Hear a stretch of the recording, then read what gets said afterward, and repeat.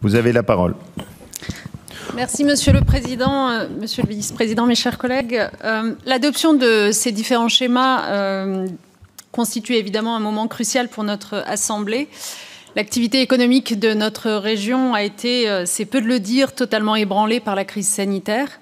Entre production à l'arrêt, infrastructures touristiques fermées, secteur de l'hôtellerie et de la restauration en souffrance, et j'en passe, ça a été dit.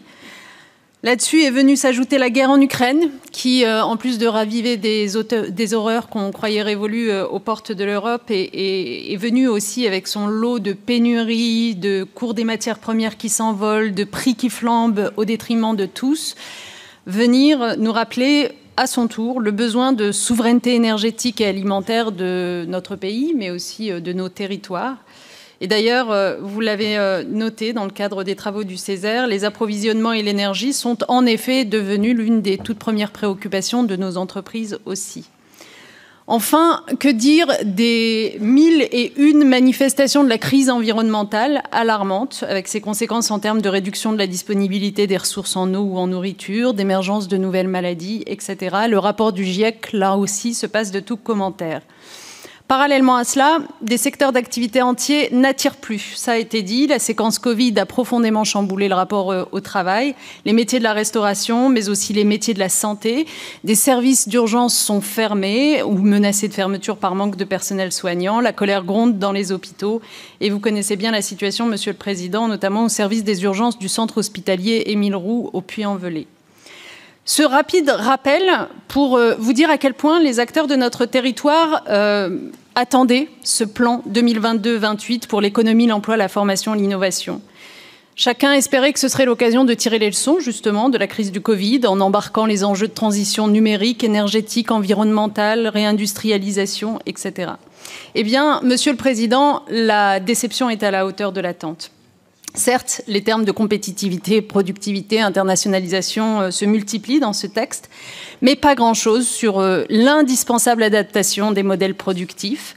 Quid des objectifs en termes de décarbonation, de l'investissement dans des capacités productives respectueuses de l'environnement, de l'accompagnement de situations de reconversion industrielle d'un territoire. C'est ce genre de priorité qu'on attendait et franchement, on ne trouve pas grand-chose dans le texte quand on le parcourt. C'est vrai de la question écologique, c'est vrai de la question aussi du rapport au travail, précisément. La qualité du travail, les nouveaux besoins et aspirations des professionnels sur leur qualité de vie au travail, ce sont des choses que la région pouvait adresser très clairement en utilisant son soutien aux entreprises et aux filières pour impulser de l'innovation dans l'organisation du travail et de la qualité de vie au travail.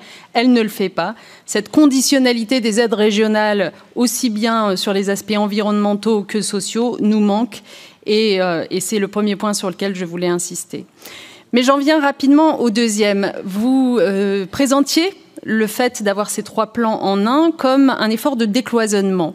En réalité, nous assistons plutôt à une disparition, ou en tout cas vraiment un effacement des enjeux de l'enseignement supérieur, recherche, formation, derrière les enjeux d'économie. Il a été dit à quel point la recherche fondamentale était peu présente dans ces documents. Moi, je me concentrerai sur un point qui nous inquiète aussi au groupe SED, le fait qu'il n'ait quasiment fait aucune mention des difficultés des étudiants en matière de logement, de mobilité ou d'alimentation. Est-ce vraiment utile de repréciser ici à quel point de nombreux étudiants sont en souffrance aujourd'hui, à quel point les prix des logements étudiants explosent. Le Crous offre une alternative accessible pour eux, mais dans le SRESRI, il n'en est pas question. On ne propose que d'accompagner les bailleurs privés sur le marché du logement. De nombreux étudiants doivent faire des déplacements quotidiens entre leur domicile et leur campus, mais là aussi, rien n'est fait pour les aider à financer ces déplacements. De nombreux étudiants sont exclus du système d'octroi des aides du fait des revenus de leurs parents, alors que ces derniers ne contribuent même pas au financement de leurs études.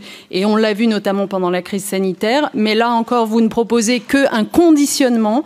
Si un étudiant est d'accord pour faire une action valorisable dans son cursus, alors on l'aidera. Un mécanisme marchand de gagnant-gagnant. C'est bien la première fois qu'on voit ça s'agissant de l'aide aux étudiants.